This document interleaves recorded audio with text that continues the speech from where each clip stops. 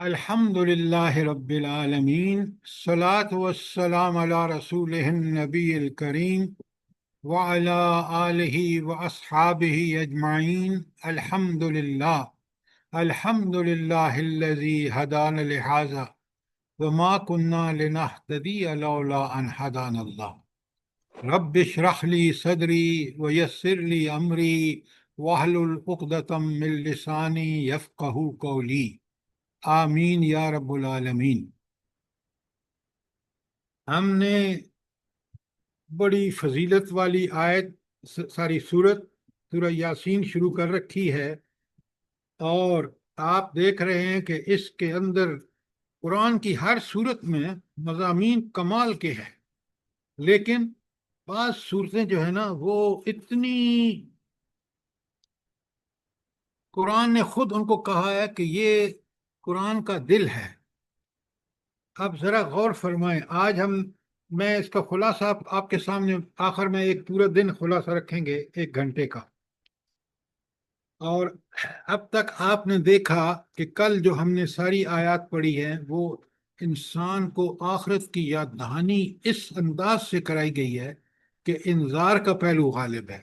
بار بار بتایا گیا کہ یہ جہنم کو دیکھو، یہ جنت کو دیکھو، اس جنت کی نعمتوں کو دیکھو، ان کی بے مثال اور لازوال نعمتوں کا احساس کرو، ان کے لیے دنیا میں جتنی کوشش کر سکتے ہو کرو تاکہ جنت کے اعلیٰ سے اعلیٰ درجہ حاصل کرو، اور برائیوں کو کھول کھول کے بتایا کہ ان برائیوں میں جس کی وجہ سے انسان جہنم میں جائے گا وہ جہنم کتنی اذیت ناک ہے۔ تو بڑی کلیئرلی بات سمجھا دی گئی ہے، اور جو برائی کرے گا اس کا نتیجہ وہاں بالکل اس کے سامنے آ کر رہے گا۔ ایسا نہیں ہو سکتا کہ کوئی اللہ سے چھپی ہوئی چیز رہ جائے، کیوں؟ وہ ہر وقت ہر جگہ ہر وقت ہماری بات سن رہا ہے۔ انک انت السمیع العلیم، وہ سننا تبھی اور جانتا بھی ہے، اور ریکارڈ ایسا رکھوا رہا ہے کہ اللہ اکبر۔ اور آپ نے اسی کل آیت پڑھی کہ پھر وہاں گواہ بھی کون ہوں گے؟ انسان کے اپنے ہاتھ پاؤں اور جسم کے اعضاء۔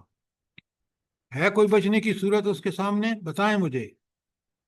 ہم اس قرآن کو سمجھ کے پڑھیں تو یہ بات ہمیں پتہ چلے نا کہ ہمارا دنیا میں رویہ کیا ہونا چاہیے۔ اگر وہ مطلوبہ رویہ ہوگا تو مدینے کی ریاست جو نبی کریم صلی اللہ علیہ وآلہ وسلم کے وقت تھی، جو خلفائے راشدین کے وقت تھی، وہ وجود میں آئے گی کہ ہر انسان ذمہ دار، قرآن و سنت کا فالوور، اور بہترین معاشرہ، بہترین سوسائٹی، بہترین ساری جتنی بھی رہنمائیاں ہیں، چاہے معیشت کے بارے میں، معاشرت کے بارے میں، سب بہترین۔ کوئی سوال کل کے لیکچر کے بارے میں؟ آپ ذرا غور کریں، آج کی آیت پہلی آیت نمبر 60 ہے، بسم اللہ الرحمن الرحیم، الم عہد الیکم یا بنی آدم اللہ تعبدوا الشیطان۔ آدم کے بچوں، کیا میں نے تم کو ہدایت نہ کی تھی کہ شیطان کی بندگی نہ کرو؟ لا تعبدوا الشیطان۔ اچھا، یہ کہاں اللہ تعالیٰ نے کہا تھا کہ اس کی بندگی نہ کرو؟ جلدی بتائیں۔ دیکھیں نا، ہمیں اس ہر سوال اپنے ذہن سے سمجھ کے اور اس کا جواب قرآن سے دینا چاہیے۔ جی، آپ کو پتہ ہے نا کہ جب پہلے دفعہ انسان کو پیدا کیا، شیطان موجود تھا فرشتوں میں، اللہ نے کہا سجدہ کرو، اور سب نے سجدہ کیا، شیطان نے نہیں کیا۔ بالکل سورہ بقرہ کی ابتدائی آیات ہیں۔ جب سجدہ نہیں کیا تو انہوں نے کہا بھائی جب میں نے حکم دیا ہے، یہ حکم عام آدمی کا نہیں تھا، یہ خالق کائنات کا تھا، جو مالک اور حاکم اور رب ہے۔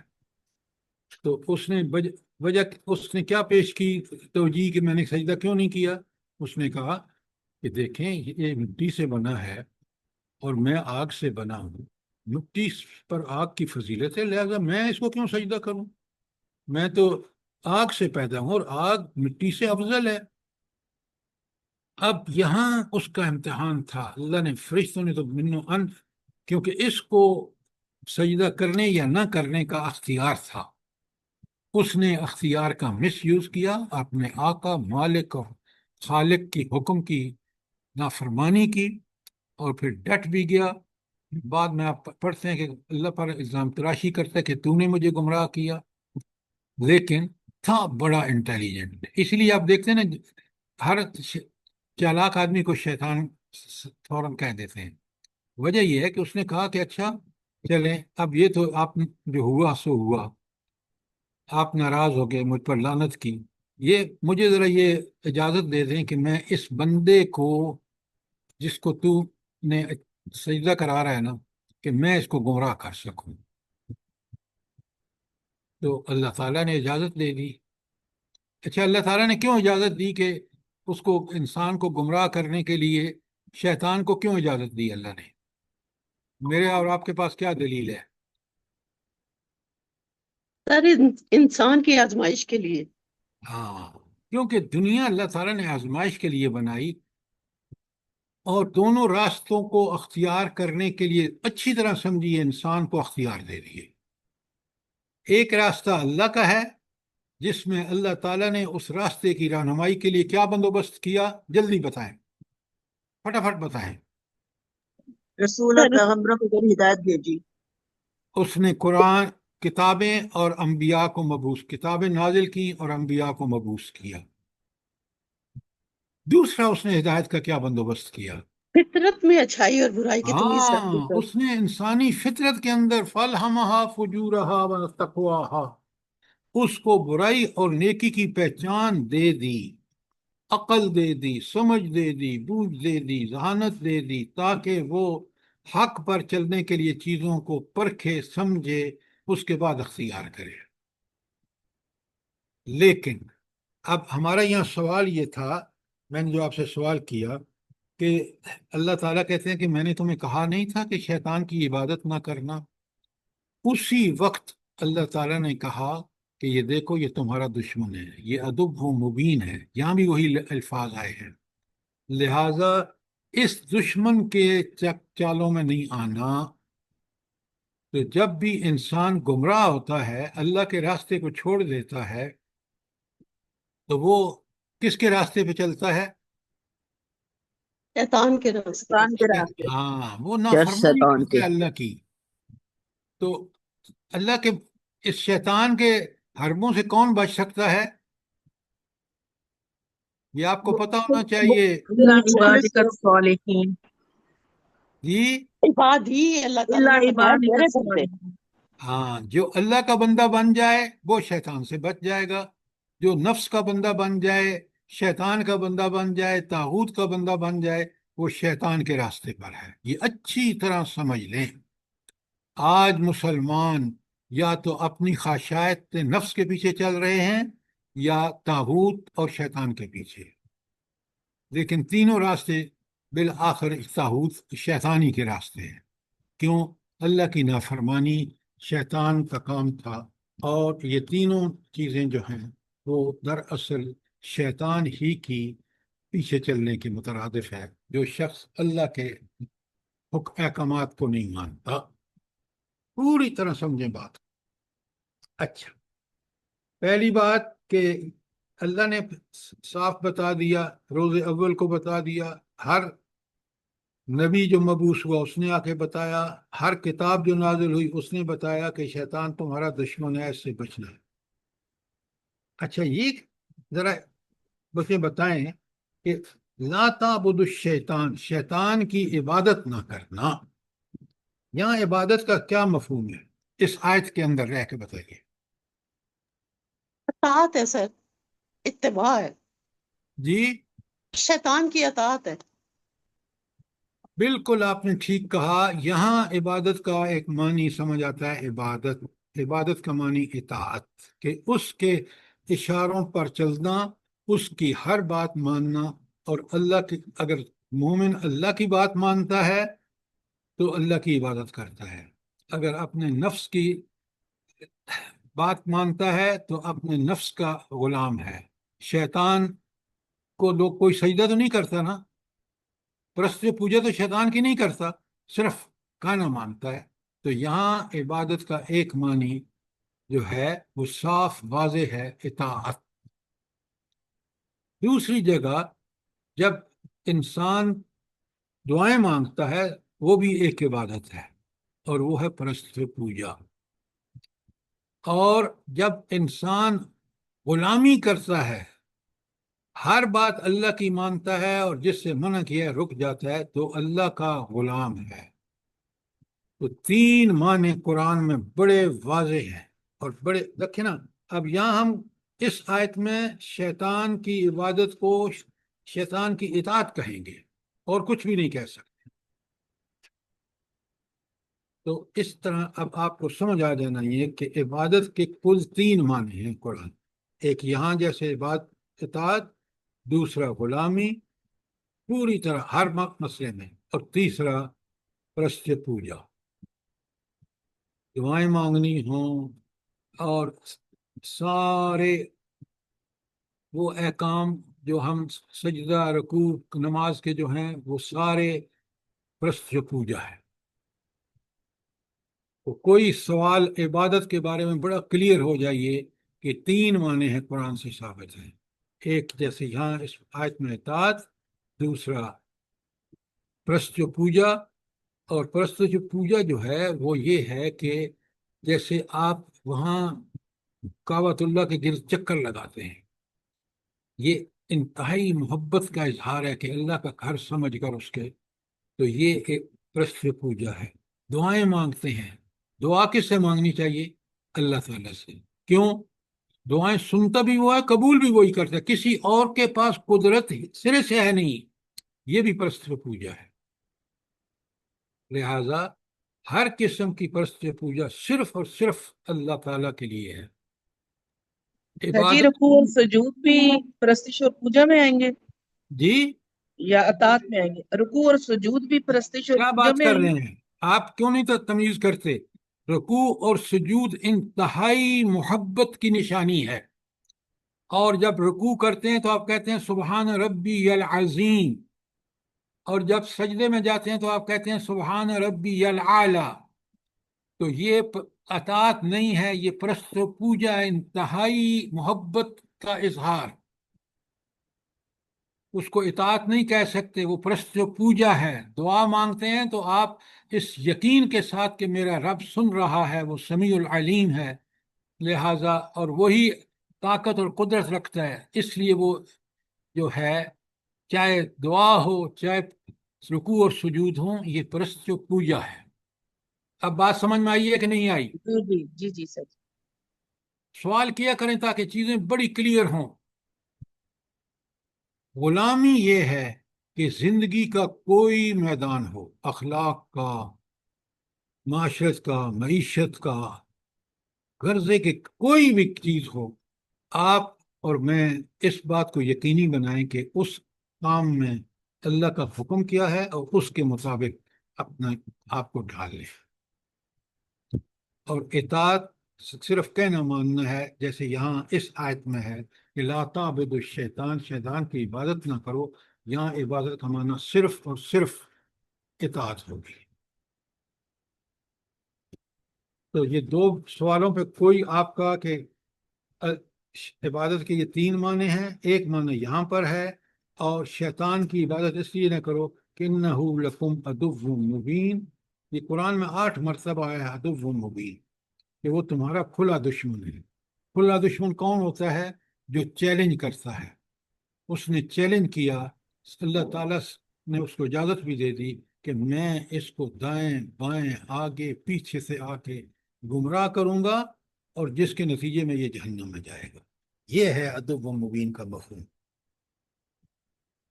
کوئی سوال، کوئی چیز کلیئر نہ ہوئی ہو؟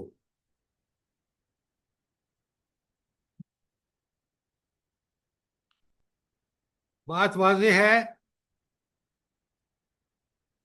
جی سر جی جزاک اللہ۔ جی سر جزاک اللہ خیر۔ اچھا، اب دیکھیں نا، یہ وہ چیزیں ہیں، یہ قرآن کا دل اس لیے ہے کہ اس نے انسان کو یاد دلایا کہ تمہیں تو میں نے پہلے بتا دیا تھا جب انسان کی پیدائش ہوئی اور یہ شیطان نے انکار کیا کہ یہ تمہارا عدو مبین ہے، تمہارا کھلا دشمن ہے۔ تو کس قدر انسان کو یاد دہانی کرائی جا رہی ہے ان واقعات کی جو اس وقت انسان موجود نہیں تھا، لیکن قرآن نے بیان کر کے انسان پر حجت تمام کر دی کہ اب تم اگر اس کی پیروی کرو گے، اس کے پیچھے چلو گے، تو اس کا نتیجہ یہ ہے کہ تم اس دشمن کے پیچھے چل رہے ہو جو تمہیں جہنم کی راہ لے جا رہا ہے۔ اچھا، پھر اللہ کیا کہتے ہیں؟ ان اعبدونی، خدائے واحد کی صرف عبادت کرو۔ اچھا، اب یہاں میں آپ سے ایک سوال کر رہا ہوں۔ اوپر 60 آیت میں جو پہلے ہم نے ختم کی ہے، لا تعبد الشیطان، کہ شیطان کی عبادت نہ کرنا۔ اب ہم نے پڑھ رہے ہیں کہ ان اعبدونی، کہ میری عبادت کرو، اللہ تعالیٰ فرما رہے ہیں۔ تو یہاں عبادت کے معنی کیا ہوں گے؟ اب ریفرنس ٹو دی کانٹیکسٹ دیکھیں، اوپر میں نے بتایا کہ شیطان کا ذکر ہے، شیطان کی عبادت مطلب اطاعت ہے۔ یہاں اللہ کی عبادت کرو، کیا مطلب ہے؟ سر تینوں معنی ہوں گے، سارے معنی۔ تینوں معنی کیوں ہیں؟ ساری عبادت کا مطلب ہی یہی ہے، اطاعت، پرستش و پوجا۔ ڈاکٹر صاحبہ سوچ کے بات کیا کریں۔ اوپر کہا آپ نے 60 میں لا تعبد الشیطان، آپ کہہ رہی ہیں عبادت کے معنی یہی ہے، وہاں عبادت کے معنی اطاعت ہے، اور یہاں کیوں ہے تینوں معنی یک وقت؟ اگر اس کا میرے پاس جواب نہیں ہے تو میں روز یاسین کیوں پڑھتا ہوں؟ یعنی میری بات ماننا، میرے کہنے کے مطابق پھر چلنا۔ وہی بات خدا کے کیونکہ لیے سوچو۔ اللہ تعالیٰ نے جو فرما دیا وما خلقت الجن والانس الا لیعبدون، تو ہمیں صرف بالکل اسی کی یہ غلط بات ہے، یہ غلط بات ہے آپ کی۔ یہاں اس کا وہاں سے مفہوم نہیں آتا۔ ھذا صراط مستقیم، یہ ہے سیدھا راستہ، اللہ کی عبادت ان تین معنوں میں۔ بالکل دیکھ رہے ہیں، آیت کھول کے بتا رہی ہے۔ صراط مستقیم یہ ہے کہ اللہ کی عبادت کرو۔ اللہ کی عبادت کا مطلب ہے تینوں معنوں میں، اطاعت بھی، غلامی بھی، اور پرست پوجا بھی۔ بات سمجھ آئی ہے کہ نہیں آئی؟ جی سر جی سر، جزاک اللہ۔ پورا جوڑا کریں، جب ہم اس طرح ایکسپلین کریں گے تو بندے کی سمجھ میں آئے گا کہ قرآن ایک آیت میں، اوپر والی آیت میں اطاعت، نیچے والی اطاعت میں، نیچے والی آیت میں اطاعت کا تینوں معنی کیوں؟ ھذا صراط مستقیم، سیدھا راستہ یہ کہ زندگی کے ہر معاملے میں اطاعت اللہ کی، پرست پوجا اللہ کی، اور غلامی اللہ کی۔ اگر یہی ہم نے نہیں سمجھا تو پھر قرآن سے ہمیں سمجھ کیا آیا ہے؟ بہت غور سے پڑھا کریں، اللہ نے عقل دی ہے۔ وَلَقَدْ أَضَلَّ مِنْكُمْ جِبِلًّا كَثِيرًا أَفَلَمْ تَكُونُوا تَعْقِلُونَ، مگر اس کے باوجود تم میں سے ایک گروہ کثیر گمراہ ہو گیا، کیا تم عقل سے کام نہیں لیتے؟ اب مجھے یہ بتائیں کہ یہ جو اللہ تعالیٰ نے انسان کو عقل دی ہے، چیزوں کو چھانٹ پھٹک کر پرکھنے کی صلاحیت، اس عقل کو کتنا دنیا میں ہم ہوش سے استعمال کرتے ہیں؟ 10 جگہ ریٹ پوچھتے ہیں، کوالٹی چیک کرتے ہیں، پھر خریدتے ہیں۔ وہ نظریات جو میری اور آپ کی زندگی کی رہنمائی کرتے ہیں، اس کے لیے کیوں نہیں ہم عقل استعمال کرتے؟ جو نظریات ہیں، اگر میں اللہ کو ماننے والا اور اس کے احکامات، اس کو رب مان کر، اس کو حاکم مان کر، اس کو خالق مان کر میں اس کی اطاعت کرتا ہوں، مجھے جنت ملتی ہے آخرت میں، اور دنیا میں اللہ کی تائید اور نصرت، اور اسی کی تائید اور نصرت سے میں اس راستے پر چلتا ہوں۔ لیکن اللہ کہتے ہیں کہ ان تمام چیزوں کے بعد یہ جو میں نے بتا دیا کہ میری عبادت کرو اور یہی سیدھا راستہ ہے، اس کے باوجود وَلَقَدْ أَضَلَّ مِنْكُمْ جِبِلًّا كَثِيرًا، ایک گروہ کثیر تم میں سے گمراہ ہو گیا۔ تو قرآن جھنجھوڑ کے کہتا ہے أَفَلَمْ تَكُونُوا تَعْقِلُونَ، کیا تم عقل نہیں رکھتے؟ وہ عقل جو تمہیں اللہ نے دی ہے وہ یہاں کیوں نہیں استعمال کرتے؟ اس رب کی معرفت کیوں نہیں حاصل کرتے؟ یہ وہ سب سے بڑا قصور ہے۔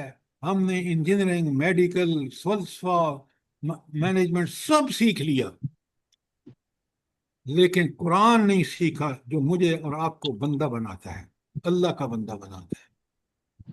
یہ انسان کی بڑی گمراہی، اور کس طرح اس صورت میں جس کو روز پڑھنے کا قرآن کا دل کہا گیا ہے، دیکھیں ایک ایک آیت کو، وَلَقَدْ أَضَلَّ مِنْكُمْ جَبِلًّا كَثِيرًا أَفَلَمْ تَكُونُوا تَعْقِلُونَ، کیا تم عقل سے کام نہیں لوگے؟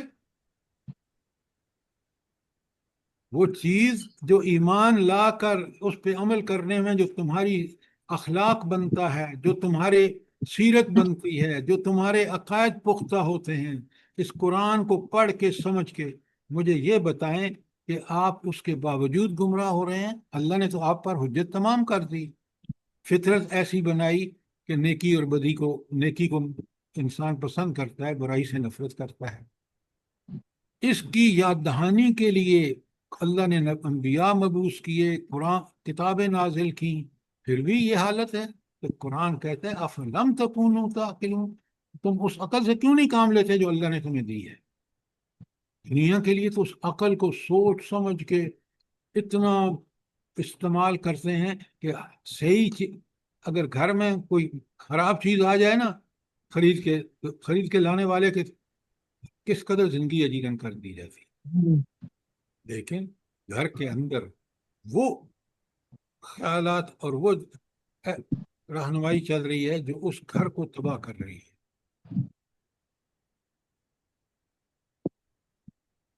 تو اب آپ کو بات سمجھ آ گئی کہ کیوں یہ جو ایک بہت بڑی کثیر تعداد لوگوں کی گمراہ ہوئی ہے، وہ صرف اس وجہ سے کہ انہوں نے کبھی عقل سے۔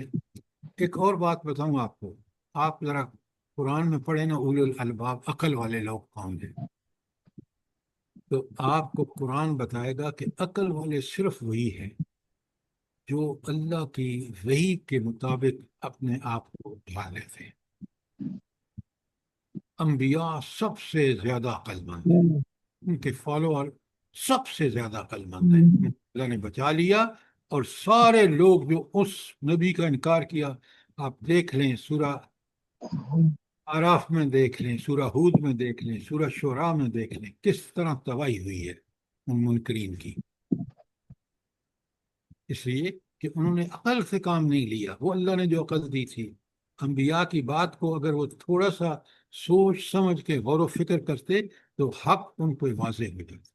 دنیا کی محبت میں، شیطان کی فالوئنگ میں اتنے مشغول ہو گئے کہ انہوں نے اس کی طرف توجہ ہی نہیں دی۔ اور پھر آپ نے دیکھ لیا جو کل ہم نے پڑھی ہیں، جہنم کی صورتحال اور جنت کی خوش خبریاں۔ کوئی بات آیت 62 تک بات کلیئر ہے؟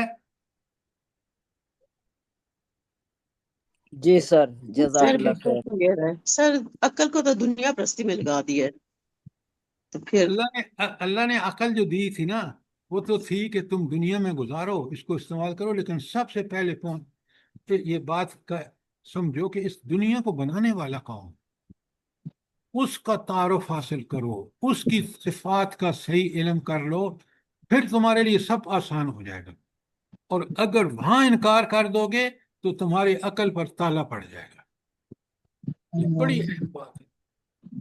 عقل کا بہترین استعمال یہ ہے کہ، اور یہی دیکھیں نا، کبھی آپ نے سوچا ہے، بڑے غور سے بات سنیں، ایمان وہ چیز ہے جو میرے لیے پورے صراط مستقیم کو روشن کر دے، اور اگر انکار ایمان کے مقابلے منکر جو اللہ کا انکار کر دے، توحید رسالت آخرت کا انکار کر دے، اس کو دنیا میں اندھا ہوتا ہے، جو مفاد نظر آتا ہے وہی، اور دنیا کا مفاد حاصل کرنے کے لیے وہ کہتا ہے اللہ کو ماننا ہی نہیں، اور یہاں پر آ کر وہ تباہی اور بربادی کی سر اپنی کسی کا اسپیکر کھلا اور فراٹوں کی آوازیں آ رہی ہیں۔ دیکھو کس کا اسپیکر کھلا ہوا ہے، شاہد جب تک میں کہوں نہیں روز بند کرو۔ خدا کے لیے اپنے مائک کو دیکھا کریں کہ کس قدر لوگوں کو بیچارے کس طرح بتا رہے ہیں کہ تو آپ کیوں نہیں بند رکھ سکتے؟ اچھا، اب جناب دیکھیں کتنا اخروی برا انجام ہے۔ آیت 63 میں اللہ فرماتے ہیں ہذہ جہنم التی کنتم توعدون، یہ ہے وہ جہنم جس سے تم کو ڈرایا جاتا رہا۔ جب انبیاء آئے، کتابیں نازل ہوئی، تمہارے دل کے اندر اس برائی کو برا سمجھنے کی اللہ تعالیٰ نے توفیق رکھی، پھر بھی جب تم نے یہ حرکتیں کی تو تمہارا انجام کیا ہے؟ ہذہ جہنم، چلو اس جہنم میں جس کا تم سے وعدہ کیا جاتا رہا، اور یہ وعدہ ہے، بلم اس وعدہ کس کو یاد رہتا ہے کہ ایک جہنم اور جنت ہے، اور اس کا کس کا انجام جنت میں ہوگا کس کا جہنم میں ہوگا؟ یہ کہاں سے پتہ چلتا ہے؟ قرآن پاک سے، قرآن ہاں اور سنت۔ بالکل آپ نے ٹھیک کہا، جب اس قرآن سے سمجھ اور اس سے تعلق ٹوٹا، مسلمان بھی کافر ہو گئے۔ کافر کون ہوتا ہے؟ جو اللہ کے احکام کو سمجھے ہی نہیں، نہ اس پر عمل کرے۔ تو قرآن ہی وہ واحد راستہ ہے۔ ان ھذا القرآن یہدی للتی ہی اقوم، سورہ بنی اسرائیل کی یہ یاد ہونی چاہیے ہر مسلمان کو، یہ قرآن ہی وہ کتاب ہے جو سیدھا راستہ دکھاتی ہے۔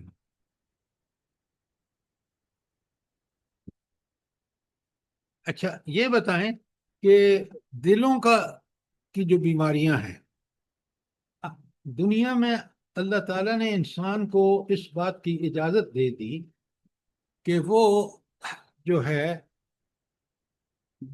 ہر جسمانی بیماری، کوئی بھی مہلک سے مہلک ہو، آپ دیکھ رہے ہیں کہ اللہ تعالیٰ نے انسان کو توفیق بخشی ہے کہ وہ اس کا علاج ڈھونڈ لیتا ہے، اور ہم نے ڈھونڈا ہے۔ لیکن جو دلوں کی بیماریاں ہیں، اور دلوں کی بیماریاں وہ ہیں جو کسی ڈاکٹر علاج نہیں کر سکتا۔ میں آپ کو ایک بڑا مزیدار بات بتاتا ہوں۔ میرا ایک دوست امریکہ چلا گیا، سول انجینئر تھا۔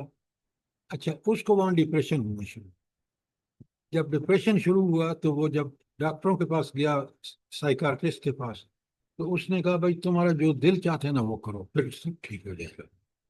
ذرا سوچیں، وہ دل جو چاہتا ہے وہ تو خواہشات ہیں۔ اب اس نے وہاں شادی کر لی، جب پاکستان آیا تو اس خاتون کو سب دیکھ کے ہنستے تھے۔ کیوں؟ وہ بیچاری عقل سے بالکل پیدل تھی۔ تو ڈاکٹر نے جو اس کی رہنمائی کی، تو دلوں کی بیماریاں جو سب سے زیادہ فساد پھیلاتی ہیں دنیا میں، اس کا علاج کیا ہے؟ قرآن و سنت میں اس کا علاج ہے، کہاں؟ اللہ کے نزدیک ہو جائے۔ کون سی آیت ہے؟ بذکر ان اللہ بذکر اللہ تطمئن القلوب۔ ہائے ہائے، آپ لوگ لکھیں اپنے پاس اس سورہ یا یونس کی آیت نمبر 57 میں پڑھ رہا ہوں، قرآن نے کھول کے بتایا ہے۔ یا ایہا الناس، خطاب کس سے ہے؟ ساری انسانیت سے۔ ساری کون سی انسانیت سے سر۔ نبی کریم سے لے کر صلی اللہ علیہ وسلم کی بعثت سے لے کر قیامت تک آنے والوں انسان کو کہہ رہا ہے اللہ، یا ایہا الناس، اے ساری دنیا کے انسانوں، قد جاءتکم موعظۃ من ربکم، تمہارے رب کی طرف سے تمہارے پاس ایک نصیحت آ گئی ہے۔ آگے سنیں بڑے غور سے الفاظ، وَشِفَاءٌ لِمَا فِي الصُّدُورِ، اور یہ سینے کے مرضوں کی شفا ہے۔ سینے کے مرض کیا ہیں بھلا؟ سب سے مہلک مرض کون سا ہے؟ حسد ہے، رسائل اخلاق سر، سارے جی تمام حسد سب رسائل سے زیادہ۔ اخلاق۔ حسد، نفاق، ہائے تکبر۔ ہائے، کیوں نہیں آپ بات کو کلیئر؟ سب سے مہلک مرض کفر ہے، انکار ہے، پھر اس کے بعد ذرا اس سے کم کفر نفاق ہے، حسد ہے، بغض ہے، دل کے اندر ساری شیطانی قبضے ہیں اس دل پہ اوپر۔ اس کو صرف اور صرف اس کا علاج قرآن کی تعلیمات اور ان پر عمل ہے۔ شفاء لما فی الصدور، یہ الفاظ آپ کو یاد ہونے چاہیے۔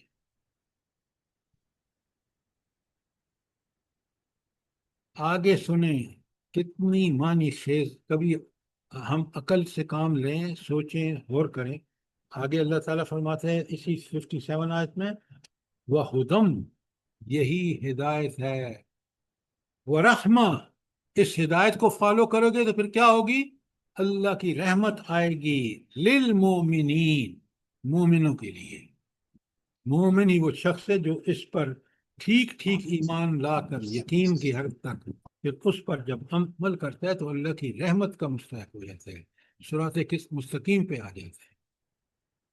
خدا کے لیے یہ سمجھیں، آج امت ساری مرضوں میں کیونکہ قرآن کو چھوڑ دیا، جب قرآن کو چھوڑ دیا تو شفاء لما فی الصدور، سینوں کے مرضیں بڑھتی گئیں، قرآن ہی شفا تھا، اسی کو ہم نے چھوڑ دیا۔ سر جی یہ جب ہم نے سورہ یونس پڑھی تھی نا تو آپ نے اتنی پیاری بات لکھائی تھی کہ ان بیماریوں کی شفا قرآن اور ڈاکٹر انبیاء ہیں۔ تو آپ نے کیوں نہیں آیت پڑھی یہ؟ جب میں نے آپ سے پوچھا، آپ اس کو یاد کر لیں اور لکھ لیں جہاں آپ نے کہ دلوں کی بیماریوں کو شفا صرف قرآن کا علم اور اس پر عمل ہے، اور جب یہ کام کرتا ہے تو انسان ہدایت پر ہوتا ہے، اور جب ہدایت پر ہوتا ہے تو یہاں بڑا صاف بتا گیا، ہدم و رحمہ، ہدایت حاصل کر لے گا، ہدایت پہ چلے گا تو رحمت کا مستحق ہو جائے گا، لیکن کون ہوگا؟ للمومنین، وہ شخص جو مومن ہے۔ اچھا، پھر اس آیت کو آج سے یاد کر لیں تاکہ میں اور آپ جب بھی سینے کا کوئی مرض ہو، حسد، بغض، نفرت، تو ہم جب قرآن پڑھیں تو وہ دور ہو جاتا ہے، اور قرآن ہی سے آپ کو رہنمائی لینی چاہیے ان دلی امراض کے لیے۔ اللہ کی بھیجی ہوئی کتاب کا مقصد ہی یہی ہے۔ اچھا، اب اللہ تعالیٰ قیامت کے دن کتنا برا ہولناک انجام ہے، ہذہ جہنم التی کنتم توعدون، تمہیں جو ڈرایا جاتا تھا نا قرآن میں اور نبی صلی اللہ علیہ وسلم، وہ اس ڈرانے کا آج انجام یہ ہے، داخل ہو جاؤ جہنم میں، اصلوها اليوم، آج اس میں داخل ہو جاؤ، بما کنتم تکفرون، داخلے کی وجہ کیا ہے؟ جہنم میں جانے کی وجہ کیا ہے؟ بما کنتم تکفرون، وہ جو تم کفر کرتے تھے، اللہ تعالیٰ کا انکار کیا تھا، اس کی وجہ سے آج تمہارا مقدر یہ بھڑکتی ہوئی آگ ہے۔ جہنم کی ہولناکیاں کتاب اور سنت میں کثرت سے بیان ہوئی ہیں۔ میرا اور آپ کا فرض ہے کہ کچھ چیزیں زبانی یاد کر لیں تاکہ ہمیں جب بھی ان چیزوں کو ذہن میں روائز کریں گے تو آپ کو برائی سے نفرت اور برائی سے بچنا کی ترغیب ملے گی، اور نیکی کو کرنا اور نیکی کو عمل پیرا ہونا وہ آپ کو چیزیں بتائیں گی۔ دیکھیں چند الفاظ ہیں لیکن اللہ تعالیٰ نے کس قدر عبرتناک صورتحال ہمیں سمجھا دی ہے۔ آیت 64 کلیئر ہے؟ اللہ تعالیٰ ہمیں اس صورتحال سے بچائے۔ اور آیت 65 تو بڑی کمال کی بات ہے، کبھی ہم نے نہیں سوچا کہ اللہ تعالیٰ کے ہاں دنیا آخرت کے کتنے اعلیٰ معیار ہوں گے۔ الیوم نختم علی افواہہم، آج کے دن ہم ان کے منہوں پر مہر لگا دیں گے۔ مہر لگانے سے کیا ہوتا ہے؟ نہ اندر کی چیز باہر آ سکتی ہے، نہ باہر سے اندر جا سکتی ہے کوئی چیز، لہذا منہ تو بولنا بند۔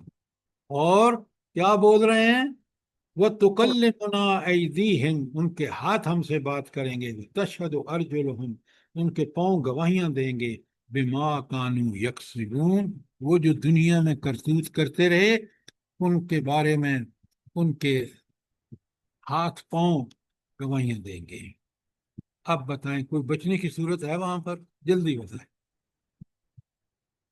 جن ہاتھوں سے یہ عمل ہم کرتے ہیں، جن پاؤں سے چل کے جاتے ہیں برائی کرنے کے لیے، اب آپ مجھے بتائیں وہ گواہی دے رہے ہیں، میں اس کو کیسے ریفیوٹ کروں گا، کیسے اس کا انکار کروں گا؟ وہاں جلدی بتائیں۔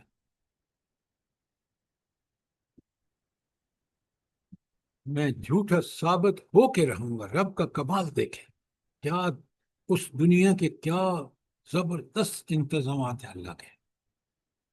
بندے آج اس دنیا میں سوچ سمجھ کے قدم کرتے ہیں، کام کرنے سے پہلے دیکھ کہیں میں سزا کا مستحق تو نہیں ہو رہی۔ یہ قرآن ہے جو مجھے بتاتا ہے، آپ کو بتاتا ہے۔ یہ قرآن ہے جو ان تمام نافرمانیوں کا علاج اور نیکیوں کے کرنے میں سبقت کرنے کی ترغیب ہے۔ اس میں یہ بڑی نعمت ہے، اس کو گھروں میں بند کر کے مت رکھو، اسی پہ غور و فکر کیا کرو۔ کوئی سوال آیت 65 کے بارے میں؟ سے جو کہا ہے تو کلمنا ایدیہم وتشہد ارجلہم، تو یہ یا صرف برائیوں کے بارے میں گواہی دیں گے یا نیکیوں کے بارے میں بھی گواہی دیں گے؟ آپ مجھے یہ بتائیں، اللہ تعالیٰ کو تو معلوم ہے، اور بندے نے بھی جو نیکیاں کی ہیں ایمان کی حالت میں، اور جو خوش ہے برائیاں کی ہیں تو استغفار کیا ہے، لیکن یہاں گواہیاں نیک اعمال کو تو اللہ تعالیٰ کو بھی پتہ ہے، بندے کو سوال کرنے کی ضرورت ہی نہیں ہے، اس پر اس کو اجر مل رہا ہے۔ یہ سارا سوال و جواب ہو رہا ہے اس کی گمراہیوں پر۔ جیسے وہ جہاں جھوٹ بول کے بچ جاتا تھا نا، وہاں بھی کوشش کرے گا، لیکن وہاں اللہ کا نظام یہ ہے کہ اس کے ہاتھ پاؤں خود اس کے خلاف گواہی دیں گے۔ اب بات سمجھ آئیے؟ الحمدللہ۔ سر جی ایک سوال ہے سر جی۔ سر جی وہ جو کہا جاتا ہے ایک روایت کے اندر آتا ہے کہ تم ذکر کرتے ہو جاؤ گے تو راستے بھی تمہارے گواہ بن جائیں گے، تو اس کے لحاظ سے دروازے کریں۔ آپ ایک بات سنیں، جب آپ ذکر کرتے ہیں سب سے پہلے زمین کی گواہی یہی ہے، جو برائی آپ نے کی ہے وہ زمین بھی گواہی دے گی، جو نیکی آپ نے کی ہے جس پر چل کے گئے ہیں اس کی بھی گواہی دے گی۔ ذکر کا مطلب ہے کہ آپ اخلاص سے زبان سے اللہ اکبر کہہ کے رہے ہیں تو آپ اللہ کو سب سے بڑا مانتے ہیں، کائنات میں اسی کی حکمرانی ہے، میں اسی کا بندہ بن کے رہوں، سبحان اللہ کہتے ہیں۔ یہ ذکر ایسا ذکر نہیں ہے کہ تسبیح ہم نے سامنے رکھی ہوئی ہے، ہر دیکھنے والا کہہ رہا ہے کہ یار یہ بڑا، یہ بالکل غلط ہے۔ ہم اللہ کے لیے اس کا ذکر کریں، اس کی رضا کے لیے کریں، اپنے دل پر اس کے اثرات قائم کریں، پھر یہ سب گواہیاں ہوں گی۔ اب بات سمجھ آئیے کہ نہیں آئی؟ جی جی سر جی، جزاک اللہ خیر۔ اگر میں نے دکھانے کے لیے تسبیح سامنے تاکہ سب لوگ دیکھیں جو سڑک پہ جا رہے ہیں کہ یہ تو بڑا ذکر کرنے والا ہے، اللہ میرے منہ پہ مارے گا۔ تم نے تو ذکر لوگوں کو دکھانے کے لیے کیا، لوگوں نے تمہاری تعریف کر دی، بات ختم۔ نیکی کی روح کو دیکھیں، ذکر کا مطلب یہ ہے یاد دہانی۔ یاد دہانی کس بات کی؟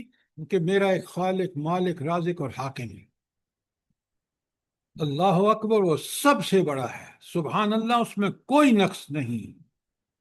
تو یہ ساری چیزیں میرے دل دماغ پر چھائی ہوئی ہونی چاہیے۔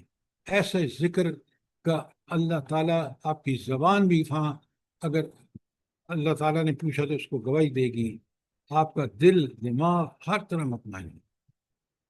ذکر کا یہ تھوڑی معنی ہے کہ ہم لوگوں کو دکھانے کے لیے، اور جب اس جس اللہ کا ذکر کر رہے ہیں اس کا تقاضا ہے کہ ہر عمل میں، اگر میں مرد ہوں تو میں اپنی بیوی کے معاملے میں، اولاد کے معاملے میں، اس ذکر کا نتیجہ یہ ہونا چاہیے کہ میں اس کا عدل انصاف قائم کروں۔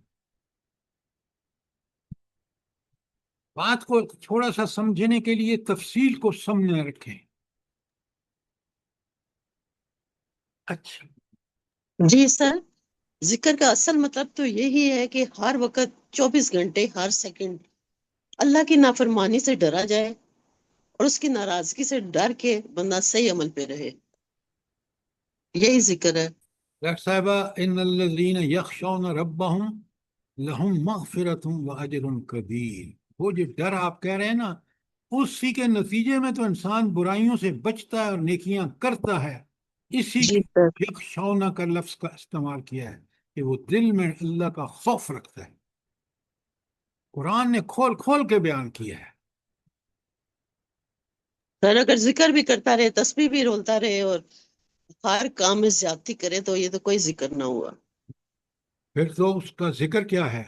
وہ تو سب دکھاوے کے لیے کر رہا ہے.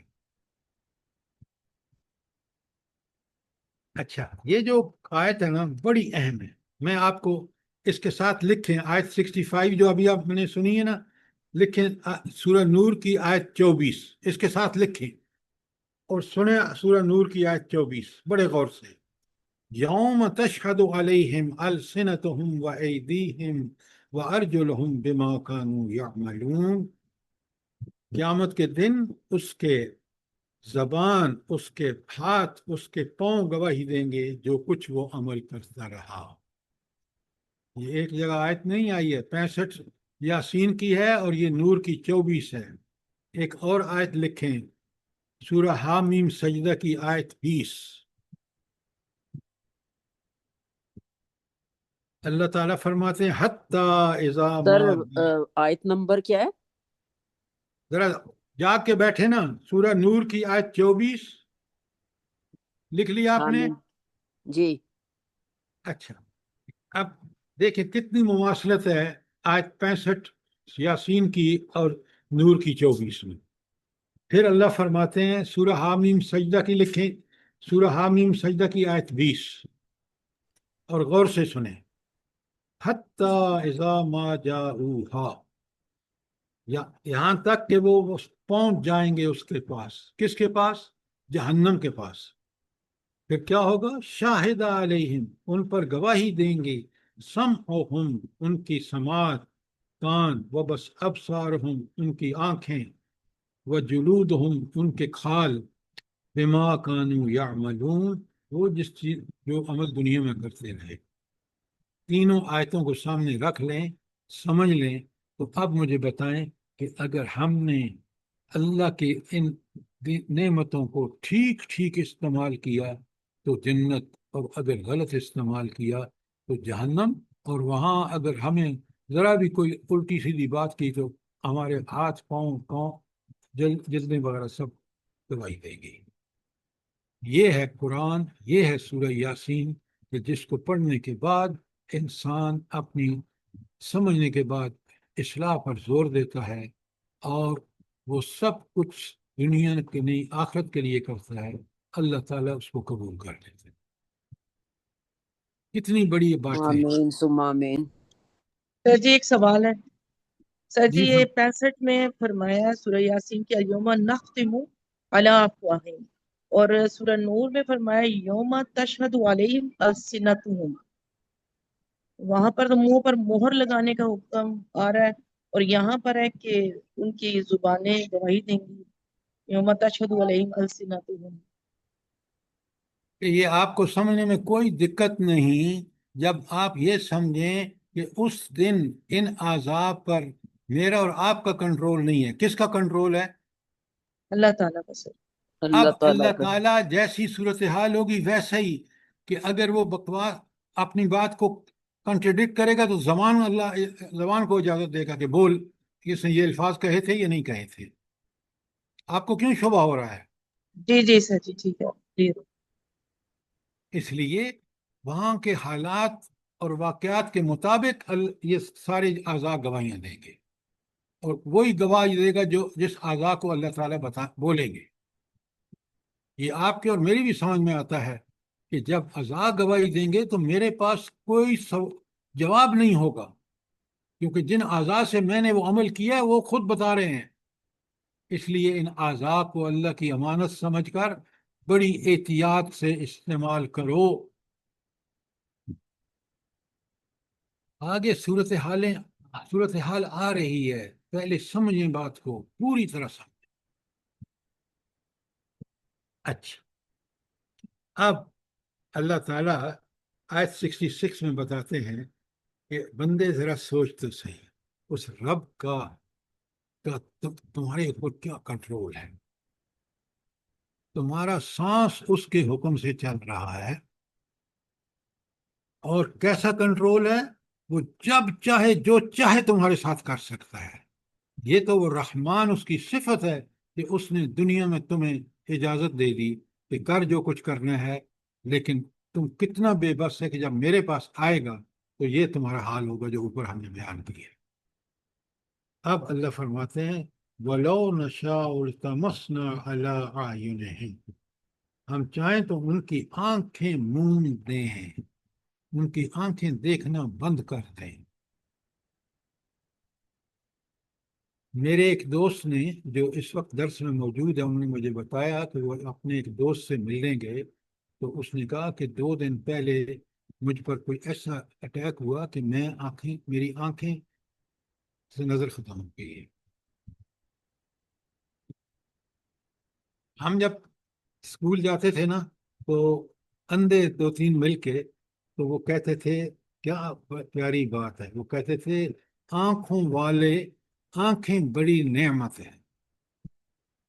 اے آنکھوں والو، یہ آنکھیں اللہ کی بڑی نعمت ہے، ورنہ ہمیں دیکھ لو کس حال میں ہم. یہ رب بڑا طاقتور ہستی ہے، قوی عزیز ہے، کافروں کے مقابلے میں العزیز ہے، وہ غلبہ رکھتا ہے. اگر اللہ چاہے تو یہاں بتایا گیا لَتَمَسْ وَلَوْ نَشَاءُ لَتَمَسْنَا عَلَىٰ أَعْيُنِهِمْ، یہ آنکھوں سے جو تم بدکاریاں کر رہے ہو نا، اگر ہم چاہیں تو انہی کو ختم کر دیں، تمہیں دیکھنا ہی بند ہو جاؤ. فَاسْتَبَقُوا الصِّرَاطَ، پھر یہ سیدھے راستے کی طرف لپک کر دیکھیں. فَأَنَّا يُبْصِرُونَ، پھر جب آنکھیں اندر لے گا تو کہاں سے نظر آئے گا؟ کتنی بڑی نعمت ہے. دیکھیں ہم قرآن پڑھ رہے ہیں، آنکھیں ہیں، پڑھ کے سمجھ کے سب کچھ یہ آنکھ دیکھتی ہوئی آنکھوں سے ہیں. اگر نعوذ باللہ اللہ تعالیٰ ان کافروں کو، ان مسلمانوں کو اندھا کر دے تو یہ کہاں سے دیکھیں گے یہ سیدھا راستہ؟ تو اس کے کئی طریقے ہو سکتے ہیں دنیا میں. آپ دیکھتے ہیں انسانوں کو سمجھانے کے لیے اللہ نے کہ ایک تو یہ ہو سکتا ہے کہ کوئی حادثے سے دوچار ہو جائے اور اس کی آنکھیں ہی ختم ہو جائیں. ابھی آپ نے سوات میں دیکھا جو سوشل میڈیا پہ آ رہا ہے کہ کس طرح سیلاب آیا اور ریلے میں سارا خاندان بہہ گیا.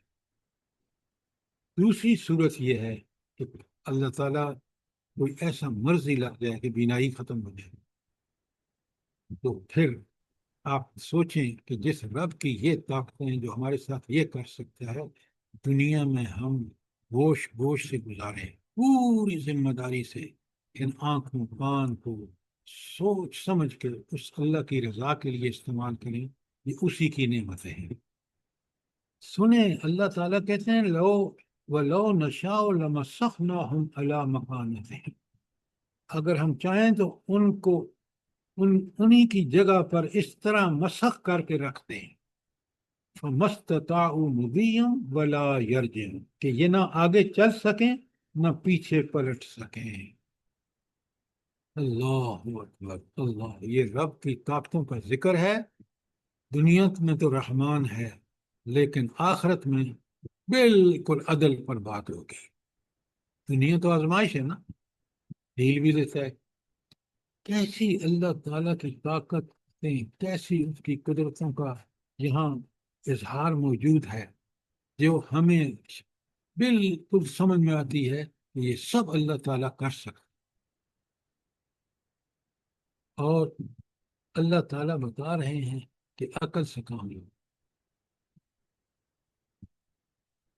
پھر آیت 68 میں اللہ تعالیٰ فرماتے ہیں وَمَن نُعَمِّرْهُ نُنَكِّسْهُ فِي الْخَلْقِ،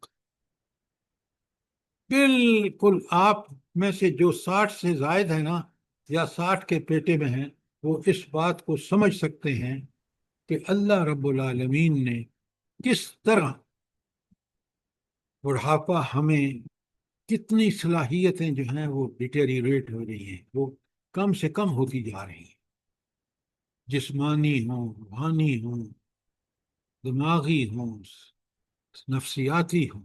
سوچیں یہ رب کا ایک طریقہ ہے کہ، اور کمال مثال دی ہے اللہ تعالیٰ نے سورہ یونس میں بھی اور سورہ 57 نمبر جو ہے الحدیث کہ زندگی وہ میں نے لکھوائی ہوئی ہیں آپ. اللہ تعالیٰ کہتے ہیں کہ یہ جو کھیتی دیکھتے ہو نا، اگتی ہے، پھر جوان ہوتی ہے، لہا اٹھتی ہے، پھر زرد پڑ جاتی ہے اور ختم ہو جاتی ہے. بالکل زندگی کی مثال ایسی ہے، بچپن، لڑکپن، جوانی، بڑھاپا، موت. یہ قرآن جو باتیں بتاتا ہے نا، اگر ہم غور کریں تو من نعمرہ ننکسہ فی الخلق، جس شخص کو ہم لمبی عمر دیتے ہیں اس کی ساکھ کو ہم الٹ دیتے ہیں. بالکل وہ بچپنا طاری ہو جاتا ہے بڑھاپے میں. افلا یعقلون، ذرا آگے الفاظ کو دیکھیں تو تم عقل سے کام کیوں نہیں لیتے؟ یہ سب دیکھتے ہو کہ رب کا کے سنتیں، رب کے اصول، رب کے قاعدے کتنا طاقتور ہے. کس طرح جوانی میں میرے پاس بڑی صلاحیتیں، قوتیں تھیں، آج بڑھاپے میں کس قدر نادار ہو گیا ہوں. کبھی سوچو تو صحیح کہ کس کا نظام ہے، اور یہ نظام ہر انسان پر لاگو ہے. بالکل صحیح سر، کتنی باریک بینی سے باتیں بتائی ہوئی ہیں. اللہ تعالیٰ نے ایکسپیرینس کر رہا ہے بندہ کہ پہلے کیا تھا اب کیا بن گئے ہوں. تو طاقتیں، توانائیاں کم ہوتی جا ڈاکٹر رہی ہیں. صاحبہ سوچے نا کہ یہ اس رب کا نظام ہے جو بالکل میرے اوپر نافذ ہے، ہر انسان پر نافذ ہے، پھر بھی انسان باز نہیں آتا. اسی لیے یہ سورت کمال کی چھوٹی چھوٹی آیات میں کتنی بڑی حکمت کی بات ہے. اچھا، اب ذرا آیت 69 پڑھ رہا ہوں اور آپ سے سوال ہوگا. وما سر جی یہاں پر ایک سوال سر جی، جی. سر جی یہاں جو ذکر آیا ہے عمر کا، تو یہ ارذل العمر کی طرف اشارہ ہے؟ تو اور کیا؟ جی دیکھیں نا، ومن نعمر ہو، جس کو ہم لمبی عمر دیتے ہیں، ننکس ہو فی الخلق. آپ الفاظ کو سمجھیے پہلے. ہم اس کو دنیا میں نگونسار کر دیتے ہیں، اس کی ساخت کو الٹ کر دیتے ہیں. بات سمجھ آ گئی کہ نہیں آئی؟ جی جی سر جی. شاباش، سوال کریں. سر جیسے قرآن میں اللہ تعالیٰ نے فرمایا ارذل العمر، نکمی عمر ہو جاتی ہے. تو ارذل العمر جو ہے وہ بڑھاپا ہے. جیسے کھیتی پر زرد، اس کا زرد ہو جاتی ہے نا، وہ بڑھاپے کی نشانی ہے، اور اس کے بعد ٹکڑے ٹکڑے ہو کے اڑنا شروع ہو جاتی ہے ہواؤں میں. بالکل اسی طرح موت انسان کو جب ارذل العمر کو پہنچتا ہے تو موت کسی وقت بھی آ سکتی. دنیا کی زندگی کو غنیمت سمجھیں، اس میں جتنی نیکیاں کر سکتے ہیں کریں، تاکہ قیامت کے دن دنیا میں بھی اللہ سے دعائیں مانگیں کہ اے اللہ مجھے ایسی زندگی عطا فرما کہ جس میں نیکی کر سکوں اور نیکی میں سبقت کروں. یہ بہت اچھی طرح بات سمجھیں. آج مجھے اور آپ کو موقع ہے.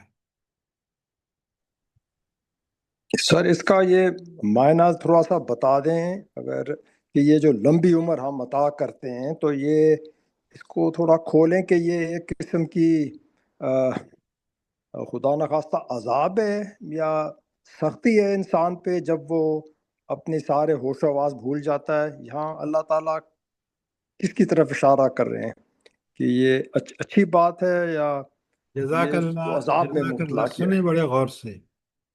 اللہ تعالیٰ ایک اپنی دائمی سنت بیان کر رہے ہیں کہ لمبی عمر والا بڑھاپے میں کتنی ساری چیزیں بھولنا شروع کر دیتا ہے. یہ نہ اللہ کا عذاب ہے، نہ اللہ کی طرف سے کوئی انسان کے لیے بہتری ہے. یہ ایک دائمی سنت اللہ کی کہ اللہ دنیا کے اندر جس کو بھی لمبی عمر دیتا ہے، بڑھاپے میں ہر آدمی، آپ دیکھ لیں، وہ عمر کے آخری حصے میں اس کی وہ صلاحیتیں دماغی، عقلی اتنی کم ہو جاتی ہیں کہ وہ بچے کی حالت پہ پہنچ جاتا ہے. یہ اللہ کی سنت اور اللہ کی طاقت اور اللہ کی قدرت اور اللہ کے نظام کا بیان ہے. بڑھاپا ہو، جوانی ہو، کوئی بھی عمر ہو، اگر اس میں وہ اللہ کا فرمان بردار ہے تو وہ اللہ کا بندہ، اللہ کی رحمتوں کا مستحق ہے، ہدایت پر قائم ہے۔ باقی اگر وہ الٹا چل رہا ہے، دنیا میں اللہ کا منکر ہے، برائیاں کر رہا ہے، وہ اللہ کا کی رحمت کا مستحق نہیں، لعنت کا مستحق ہے۔ لہذا آپ بڑھاپے کو نہ برائی سمجھ سکتے نہ اچھائی۔ برائی اس وقت ہے جب میرے اعمال منکرین جیسے ہوں، نعوذ باللہ، اور اچھائی اس وقت ہے جب میں، تو وہ بڑھاپا بھی اللہ کی رحمت ہے جس میں انسان اللہ کی طرف مائل ہے۔ اب بات سمجھ آ گئی ہے؟ جی ہاں سر، کہ کئی بڑھاپے میں دیکھا ہے کہ کئی لوگ اپنے ذہنی صلاحیتیں کھو جاتے ہیں، نہ نماز کا ان کو پتہ ہوتا ہے نہ، اور پھر وہ ایک دوسروں کے لیے بھی ایک امتحان ہے جو ان کو سنبھال رہے ہوتے ہیں۔ ایسے بھی ہو سکتا ہے کہ ان کے لیے بھی یہ آزمائش ہے۔ جزاک اللہ۔ یہ بات آپ کی بالکل ٹھیک ہے، اسی لیے اللہ نے یہ اولاد کا نظام بنایا ہے، اسی لیے اولاد کو بتا دیا ہے کہ میری رضا تمہارے والدین کی رضا میں ہے۔ اگر تم ان کی خدمت گزار ہو، چاہے وہ مسلمان ہیں یا کافر ہیں، مسلمان ہیں تو کیا کہنے۔ تو اس لیے یہ ساری چیزیں امتحان ہیں دنیا میں، چاہے بڑھاپا، جوانی ہو، چاہے بندہ والدین ہوں، اولاد ہو، تو اس کو اسی طرح سمجھنا چاہیے، اور اسی کو اسی طرح اللہ کی رضا کے لیے دیکھیں نا۔ والدین اگر آپ کے زندہ ہیں تو اس سے بڑی کوئی خوش قسمتی نہیں کہ آپ ان کی پوری طرح حفاظت، ان کو کی دیکھ بھال اور فرمانبرداری کا حق ادا کریں۔ یہ کسی بہترین سوسائٹی میں آپ دیکھیں، میں نے دیکھا ہے امریکہ اور یورپ میں اولڈ ایج، وہ جو اولادیں بچوں کو میاں اپنے باپ کو یا ماں کو اٹھا کے پھینکاتے ہیں وہاں۔ آپ کو پتہ ہے سب سے زیادہ ڈیتھ جو ہوئی ہیں پچھلے اس کورونا کی وجہ سے، وہ ان اولڈ ہاؤسز میں ہوئی ہیں۔ سر پتہ ہے آپ کو؟ نہیں؟ سر بالکل ایسا ہی ہے۔ نہیں نہیں جی، آپ بالکل ٹھیک کہہ رہے ہیں۔ یہ ذرا اسٹیٹسٹک دیکھ لیں آپ۔ تو اللہ کا نظام بڑا زبردست ہے، اس پر عمل کر کے ہی اس قرآن اور اس نبی جزاک کے، اللہ۔ اللہ تعالیٰ نے اسی لیے بار بار کہا اطیعوا اللہ و اطیعوا الرسول، تمہاری خیریت دنیا اور آخرت میں صرف اس پر ہے۔ سر جی ایک سر بات ایڈ کرنی تھی کہ اس طرح قرآن کے ساتھ جڑنے کے ساتھ ساتھ اللہ کے رسول صلی اللہ علیہ وسلم اپنے لیے دعا بھی فرمایا کرتے تھے، اللہم انی اعوذ بک من ان ارد الی ارذل الامور، اللہ میں پناہ میں آتا ہوں تیری بڑی اس سے کہ پیاری میں، دعائیں ہیں، بالکل آپ ٹھیک کہہ رہے ہیں۔ ہم انہی دعاؤں کے ذریعے زندہ ہیں، انہی دعاؤں کی وجہ سے اللہ تعالیٰ ہمیں توفیق بخش رہے ہیں کہ ہم یہ سارے کام کر رہے ہیں۔ اگر اس کا فضل و بڑھاپا کرم نہ ہوتا، اس کی رحمتیں نہ ہوتی، اور ہم اس سے یہ دعائیں نہ کرتے، تو شاید ہم بھی اسی طرح ہوتے جس طرح اور بوڑھے لوگ ہیں۔ بالکل سر، اللہ تعالیٰ کی بہت مہربانی ہے کہ ایسی عمروں میں ہم بہترین کام کر رہے ہیں۔ یہ اس کتنی سے بڑی سر عافیت ہے اکثر اللہ جو تعالیٰ ہے، نے رکھا ہوا ہے، شکر اللہ کا۔ سر اکثر لوگ کہتے ہیں کہ جو بہت ضعیف لوگ ہو جاتے ہیں، بڑھاپے بوڑھے جو ہو جاتے ہیں، تو ان کی پوچھ گچھ وہ معاف ہو جاتے ہیں۔ سر تو ان کی جو جوانی انہوں نے گزاری ہوتی ہے، تو اس کی پوچھ گچھ ہوگی ان سے یا نہیں؟ بس ان کو اللہ تعالیٰ معاف کر دیتے ہیں جو آخر عمر میں جو ہے نا بہت ضعیف کمزور ہو جاتے ہیں۔ آپ کی بات ذرا کلیئر نہیں ہوئی کیونکہ تھوڑا سا گڑبڑ ہو رہا ہے آواز میں۔ سر میں کہہ رہی ہوں نا کہ اچھا، ہاں، اکثر جو ہے جو بہت ضعیف بوڑھے ہو جاتے ہیں، جو نماز سے بھی رہ جاتے ہیں، اور ہر چیز سے یعنی بہت زیادہ کمزوری آ جاتی ہے، تو لوگ کہتے ہیں کہ نہیں بس اللہ نے ان کو معاف کر دیا، ان سے پوچھ گچھ نہیں ہوگی، کیونکہ یہ بہت آخر عمر میں پہنچ جاتے ہیں۔ تو ان کی جوانی کے بارے میں پوچھا جائے گا یا نہیں؟ بس اللہ تعالیٰ 70 80 90 سال کی عمر میں بخش دیتے ہیں۔ دیکھیں میری بات سنیں، اگر یہ شخص جس کو لمبی عمر دی گئی ہے، اگر یہ شخص اللہ پر ایمان رکھتا تھا اور اس نے جوانی میں سارے وہ کام کیے جو رب چاہتے تھے اس کو خوش کرنے کے لیے، ہر بیماری اس کے لیے اللہ تعالیٰ کے ہاں اس کی بخشش اور اس کے انعامات کا مستحق ہوگا۔ کیوں؟ وہ اذیتیں یا مصیبتیں جو تکلیفیں آئی ہیں وہ اللہ کی طرف سے آئی ہیں، اور وہ اللہ ہی کا بندہ بن کر ان کو گزارا ہے۔ لیکن جس شخص نے نہ دنیا میں اللہ کا خوف ادا کیا جب جوانی میں تھا، نہ بڑھاپے میں، اس کو جو بھی تکلیف آ رہی ہے وہ اللہ کی طرف سے اس کے اوپر ایک آزمائش ہے، اور اس کو فائدہ نہیں ملے گا۔ کیوں؟ وہ جو جوانی میں اللہ کی پرواہ نہیں کی اور آخرت میں اس نے ان سب چیزوں کو اللہ کی طرف سے نہیں سمجھا، لہذا وہ کیسے اجر کا مستحق ہو؟ بات سمجھ آئی کہ نہیں آئی؟ جی سر سر آخرت کے سوالوں میں جوانی کا اسپیشل سوال ہے، جوانی کن کاموں میں گزاری؟ ایک عربی کا وہ فارسی کا شعر ہے، گر جوانی توبہ کردن شیوا پیغمبری۔ جس شخص نے جوانی میں ساری صلاحیتیں جوبن پر تھیں، اس نے اپنے رب کے کہنے پر چلا، یہ بڑا عظیم انسان ہے۔ سر جی یہ جو آیت پڑھ رہے ہیں تو اس میں یہی تو ہے کہ جوانی تھی، بچپن سے جوان ہوئے، پھر بوڑھے ہوئے، اور آنکھیں اور ہڈیاں اور دانت ہر چیز آہستہ آہستہ وہ کمزوری کی اس میں آ جاتی ہے۔ تو پھر اللہ یہی تو کہہ رہے ہیں افلا یاقلون، کہ ہم نے بالکل پھر میڈم، آپ ٹھیک کہہ رہی ہیں، لیکن یہ مجھے اور آپ کو وارننگ ہے کہ اب موقع ہے، جوانی میں موقع ہے، بندے بن جاؤ، اللہ کے بندے بنو، تاکہ تمہاری جوانی بڑھاپا سب اللہ کی اطاعت میں گزرے۔ ہر جوانوں کے لیے عبرت ہے، دیکھیں یہ حالت ہوگی بعد میں، اکثر صرف ایسے ہی عبرت ہوتا عبرت سر نہیں ہے، اکثر صرف دعوت بھی ہے، سبق سیکھیں۔ انذار بھی ہے۔ سر اکثر جو ہے سر ابھی جو بہت زیادہ ایکسیڈنٹ ہو رہے ہیں 19 سال 18 سال لڑکوں کی اور اس طرح کا، پھر صحیح جو بلوغت کی عمر ہوگی ہماری، جس سے ہماری پوچھ گچھ ہوگی، تو یہ سر 14-15 سال عمر ہوگی۔ آپ مجھے یہ بتائیں، کیا ہم کل پسند کریں گے کہ ہماری اولاد اس دائمی جہنم میں جلے؟ کیا انسان پسند کرے گا؟ بالکل نہیں۔ تو پھر آج دنیا میں اس اولاد کی تربیت کرے نا، تاکہ وہ جنت میں اس کے ساتھ ہو۔ اور اللہ کہتے ہیں میں اس درجے میں رکھوں گا جو سب سے بڑا درجہ ہوگا۔ اگر باپ کا درجہ بڑا ہے تو بیوی بھی جنت میں پہنچ گئی، اولاد بھی، تو سب کو وہاں اکٹھا کر دے گا۔ لہذا دنیا میں اپنی اولادوں کو بے دین نہ بناؤ، ورنہ یہ پیاری اولادیں جہنم میں جلیں گی۔ اللہ نے دنیا میں بتا دیا، صاف صاف بتا دیا۔ جی اس نیکی، لیے کہا گیا نا، موت سے پہلے زندگی کو غنیمت جان لو، بس یہ شعور آ جائے۔ غنیمت جانو کا مطلب کیا ہے بھلا؟ کہ عیش و عشرت جی کر لو؟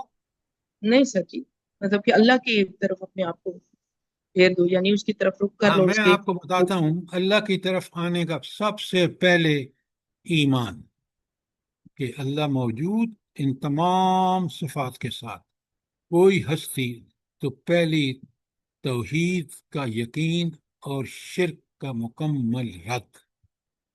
اس کے بعد قرآن کو پڑھنا سمجھنا، تاکہ مجھے اس صراط مستقیم روشن ہو جائے جو اللہ تعالیٰ نے میرے لیے کامیابی کا واحد راستہ رکھا ہے۔ یہ سارے سٹیپس اگر نہیں کرے گا، اولاد کو دنیا داری میں تو آگے بڑھا دے گا، دینداری کی پرواہ نہیں کرے گا، یہ ایسی اولاد جہنم میں جلے گی آگ میں۔ وہاں پھر اس کو کوئی فائدہ نہیں ہوگا۔ فائدہ تو دنیا میں ہے جب ہم ان کی تربیت کر دیں، پہلے خود بھی نمونہ بنے ان کے لیے، اور پھر قرآن و سنت سے مستقل رابطہ اور ان پر عمل، کما حق ہو، جیسے صحابہ اور صحابیات نے کیا۔ بات سمجھ آئی ہے کہ نہیں؟ جی سر۔ ہم نماز پڑھ لیتے ہیں تو بڑا اللہ، نعوذ باللہ، اللہ پر احسان کرتے ہیں، کیا بدبختی ہے۔ سوچیں کتنا احسان ہے اس کا کہ اس نے ہمیں وہ راستہ بتایا نماز کا، اقامت نماز کا، جو ہمیں اخلاق کو، ہمارے سارے جذبات کو منظم کر کے اللہ کا بندہ بنا دیتی ہے۔ سر پھر آپ کے خیال سے سر پھر لمبی عمر کی دعا مانگنا بھی جائز ہے؟ کیونکہ ہمیں اکثر درس میں بتاتے ہیں کہ کیا مطلب آپ کا؟ سر یہ جو لمبی عمر کی دعا ہم مانگتے ہیں نا، اکثر لوگ کہتے ہیں ہمیں لمبی عمر عطا کر، اور سر پھر درس میں ہم یہ دعا ہماری کرتے ہیں کہ جہاں تک ہمارا زندہ رہنا بہتر ہے، ہمیں زندہ رکھ، लंबी दुआ, लंबी उम्र की दुआ अच्छे नेक अमाल के साथ। नेक अमाल के साथ। आप कमाल करते हैं, सिर्फ दुआएं मांग, लंबी उम्र दे अमल के साथ, नेक अमल के साथ। तो सर ये ये दुआ दुआ बिल्कुल जायज जायज है, है। ये वाली दुआ फिर जायज है जो हमें दर्स में वो ओहो, मांगते हैं जब कि आप उसको मशरूत कर देते हैं कि रब्बुल आलमीन मेरी मुझे उम्र लंबी दे, लेकिन उस अमाल के साथ जिन पे साथ तू राजी हो, ये ऐन मतलूब है। जहाँ तक जिंदा हो, अच्छे कामों के लिए जिंदा हो तो जिंदा रख, अगर आगे जो है आप बात समझ गए हैं ये नहीं? जी सर मैं समझ लंबी गई। उम्र आ- अल्लाह के रास्ते पर चल के उसकी रजा चलने हासिल वाली करने के सारे अमाल के साथ ये दुआ है। सर जी ये हिदायत सुन्नत से साबित है, ये दुआ सुन्नत से साबित है ये। अच्छा, आज हम यहाँ रुक जाते हैं क्योंकि टाइम ऊपर हो गया है।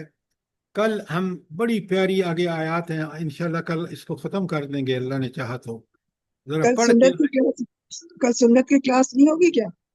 जी, कल कल इतवार है, सुन्नत की सीरत क्लास नहीं सीरत होगी? कल हाँ सीरत की सारी सीरत की कल कल क्लास हदीस की होगी। क्लास है मंडे को। सीरत की क्लास है ना। हाँ, कल सीरत की क्लास है। सीरत को समझना बेइंतहा जरूरी है। आप देख रहे हैं कि नबी करीम सल्लम की जिंदगी कितनी वर्सटाइल है, कितनी दुनिया, बकरियां बचपन में चराई, जवानी में कारोबार किया, मजदूरियां की, फिर जब नबूवत मिली तो उससे पहले पूरे माशरे को इस बात का यकीन था कि यही आदमी वाहिद आदमी है जो सादिक भी और अमीन भी है।